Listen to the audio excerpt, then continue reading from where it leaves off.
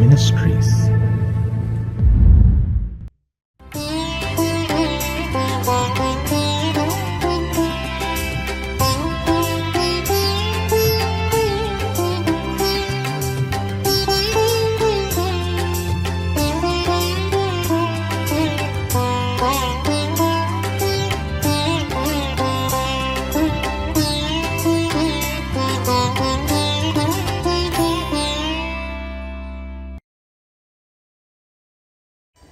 ஆண்டவரும் இரட்சகருமாகிய இயேசு கிறிஸ்துவின் நாமத்தினாலே காட் கூஸ் மினிஸ்ட்ரீஸின் யூடியூப் சேனல் வாயிலாக உங்களை சந்திப்பதில் பெரும் மகிழ்ச்சி அடைகிறேன். இந்த புதிய நாளிலே தேவனாகிய கர்த்தர் நம்மை நினைத்து ஆசீர்வதிக்க விரும்புகிறார். கடந்த நாட்களிலெல்லாம் நம்மை பாதுகாத்து இந்த நாளுக்குள் பிரவேசிக்க நமக்கு இரக்கம் பாராட்டியிருக்கிற தேவாதி தேவனுக்கு ஸ்தோத்திரம் உண்டாவதாக. அவருடைய இரக்கங்களும் அவருடைய தயவும் அவருடைய கிருபையும் நம்மை ஒவ்வொரு நாளும் பின்தொடர்ந்து கொண்டிருக்கிறதினாலே தொடர்ந்து நாம் கர்த்தருக்கு நன்றியுள்ளவர்களாய் இருப்போம். கர்த்தர் நமக்கு சொன்னவைகளையெல்லாம் நிச்சயம் நமக்கு செய்யத்தான் போகிறார். தேவன் செய்ய போகிற அதிசயமான காரியங்களை எதிர்நோக்கி காத்திருப்போம். நம்முடைய நம்பிக்கையிலே விசுவாசத்திலே உறுதியாய் நாம் தரித்திருப்போம். தேவனாகிய கர்த்தர் ஒவ்வொரு நாளும் நம்மோடு பேசும்படியாய் கொடுக்கிற ஒவ்வொரு வார்த்தைகளையும் பற்றி கொள்வோம். ஏனெனில் கர்த்தருடைய ஒவ்வொரு வார்த்தையிலும் ஜீவன் உண்டு. அந்த ஜீவனுள்ள வார்த்தைகளை நம்பி காத்திருப்போம். தேவனாகிய கர்த்தர் பெரிய காரியங்களை செய்வாராக. ஆமென்.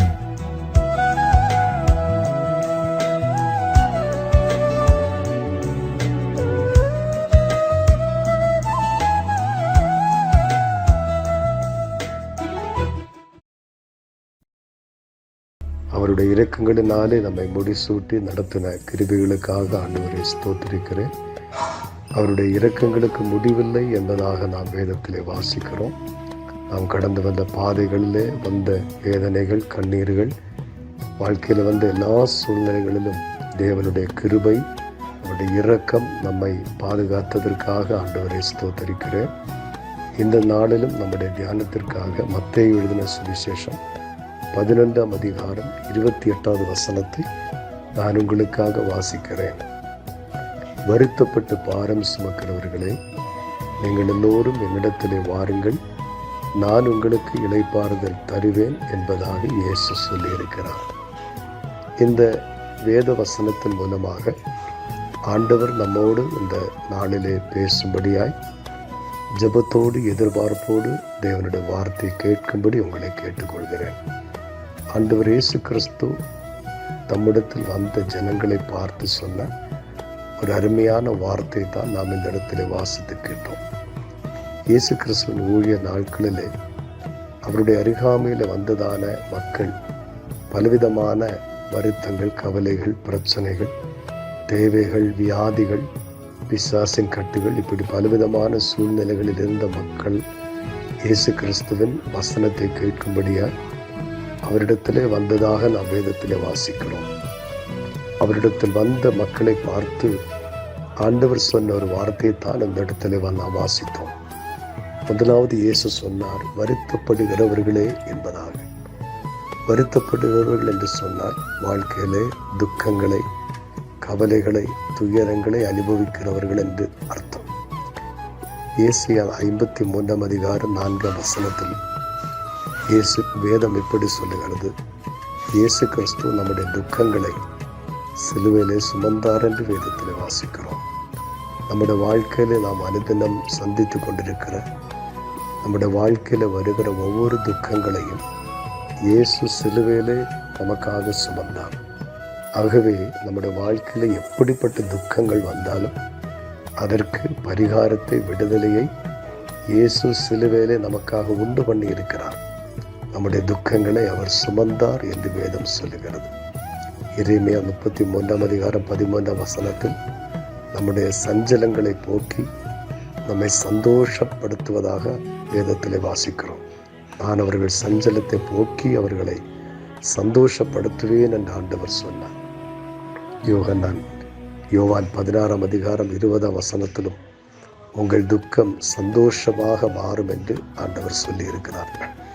வாழ்க்கையிலே நஷ்டங்கள், இழப்புகள், மனிதரால் ஏமாற்றப்பட்ட அனுபவங்கள், நம்பினவர்களால் கைவிடப்பட்ட அனுபவங்கள், தோல்விகள், எதிர்பார்த்த காரியங்கள் வாய்க்காததினால், இப்படி பலவிதமான துக்கங்களினால் நம்முடைய இருதயம் வருத்தப்பட்டு கொண்டிருக்கலாம்.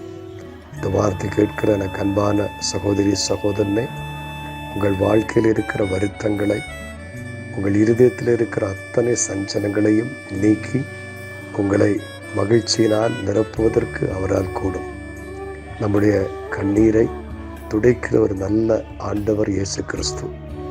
ஒருவேளை யாருக்கும் தெரியாமல் அழுது கொண்டிருக்கிற பல காரியங்கள் நம்முடைய வாழ்க்கையில் இருக்கலாம். சங்கீதம் 6:6 தாவீது சொல்லுகிறார், கண்ணீரினால் என் படுக்கையை நான் ஈரமாக்கினேன் என்பதாக. இந்த வாழ்க்கையில் வந்த அநேக கண்ணீரான சூழ்நிலைகளை வேதம் சொல்லுகிறது ஆண்டவர் மாற்றி இந்த வாழ்க்கையை ஆண்டவர் மகிழ்ச்சியினால், சந்தோஷத்தினால் நிரப்பினதாக நாம் வேதத்தில் வாசிக்கிறோம். ஏசாயா 35:10 சொல்லுகிறது, நித்திய மகிழ்ச்சி அவர்கள் தலைமையில் இருக்கும், சஞ்சலமும் தவிப்பும் ஓடிப்போகும் என்று வேதம் சொல்லுகிறது.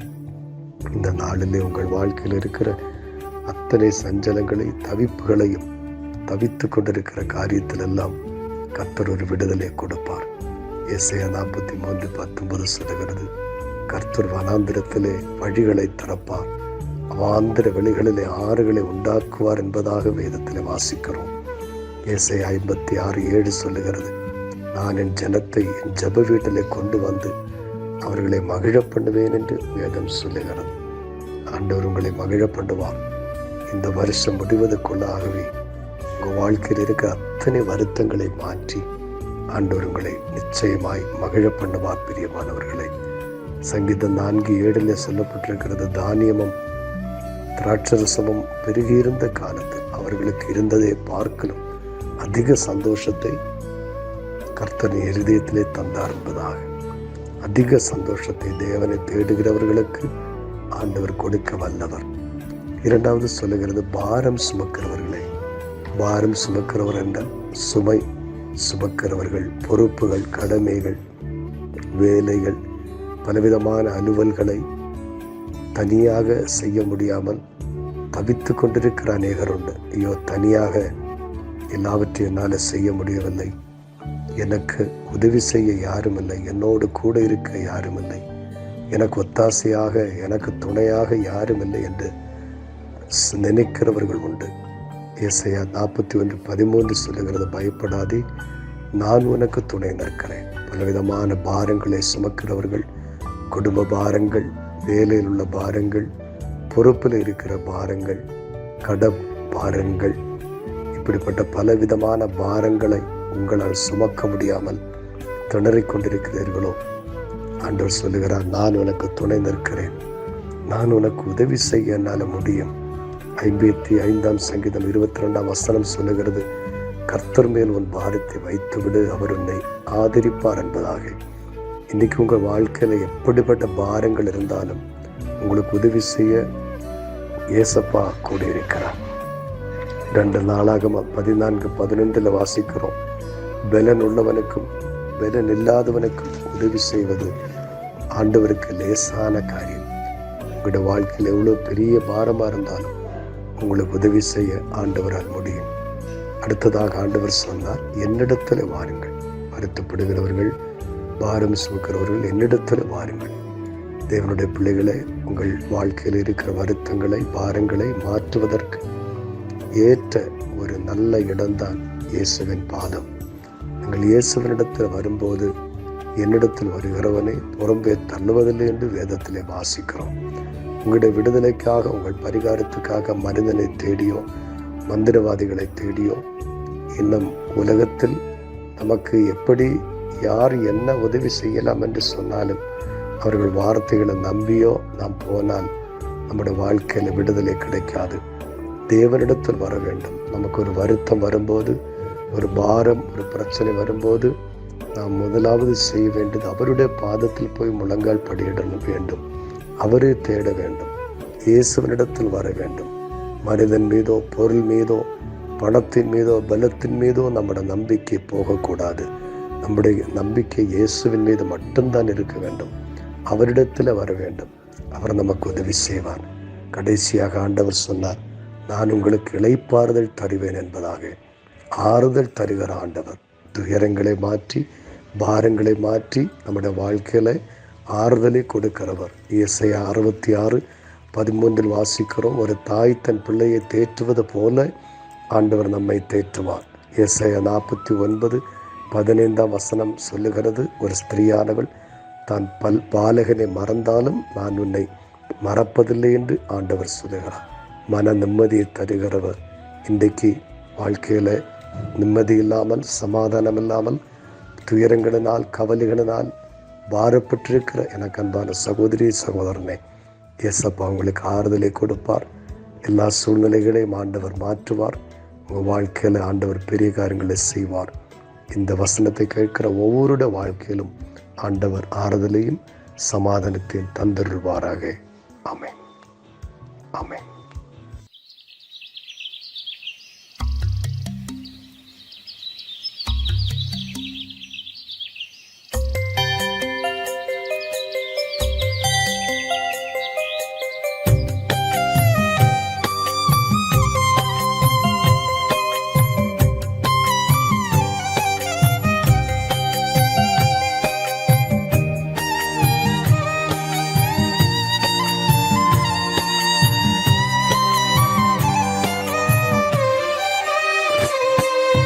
வைகரையில் உமக்காக வழி மேல் விழி வைத்து காத்திருக்கின்றேன் இறைவா.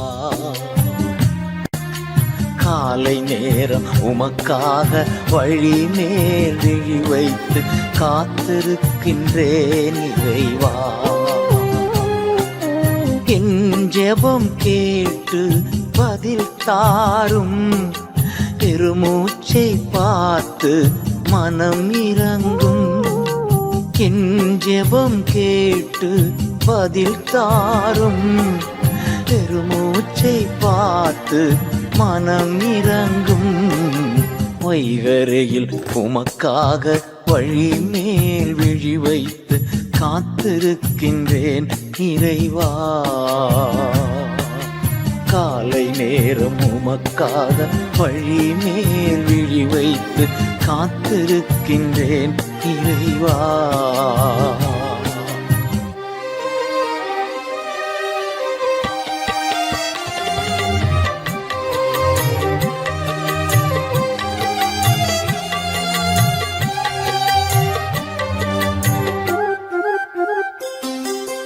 உம் இல்லம் வந்தேன் உம் கிருபையினார், பயபக்தியோடு பணிந்து கொண்டே.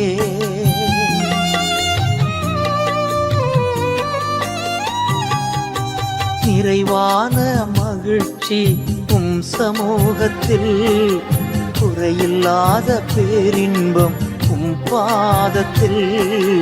வைகரையில் உமக்காக வழி மேல் விழி வைத்து காத்திருக்கின்றேன் இறைவா. காலை நேரம் உமக்காக வழி மேல் விழி வைத்து காத்திருக்கின்றேன் இறைவா.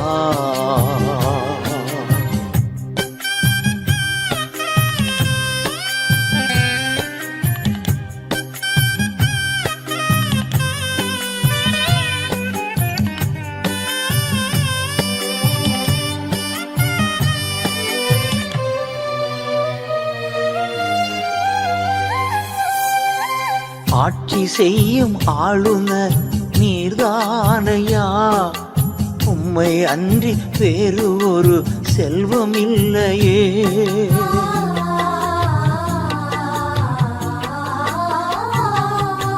நீர்தானே எனது உரிமை சொத்து, எனக்குரிய பங்கும் நீர்தானையா.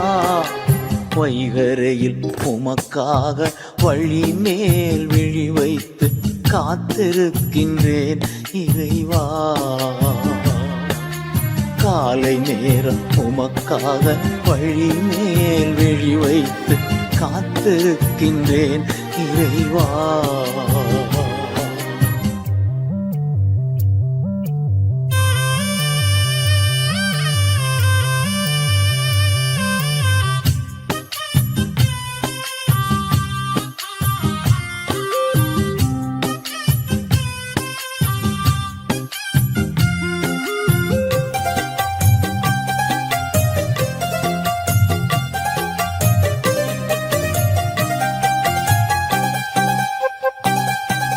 படுகுழியில் பாதாளத்தில் விடமாட்டி அழிந்து போக அனுமதியும் தரமாட்டி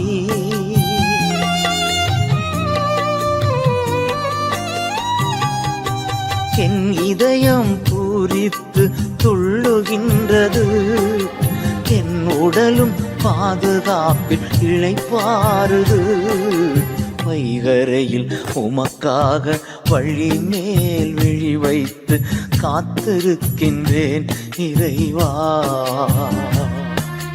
காலை நேரம் உமக்காக வழி மேல் விழி வைத்து காத்திருக்கின்றேன் இறைவா.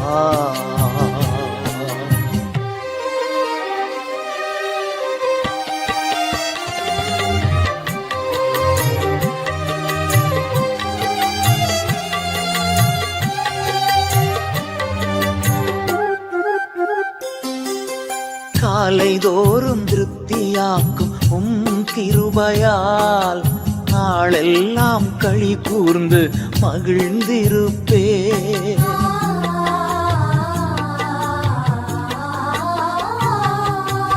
எப்போதும் என் முன்னே நீர்தானையா, ஒருபோதும் அசைவுற விடமாட்டே. வைகரையில் உமக்காக வழி மேல் விழி வைத்து காத்திருக்கின்றேன் இறைவா.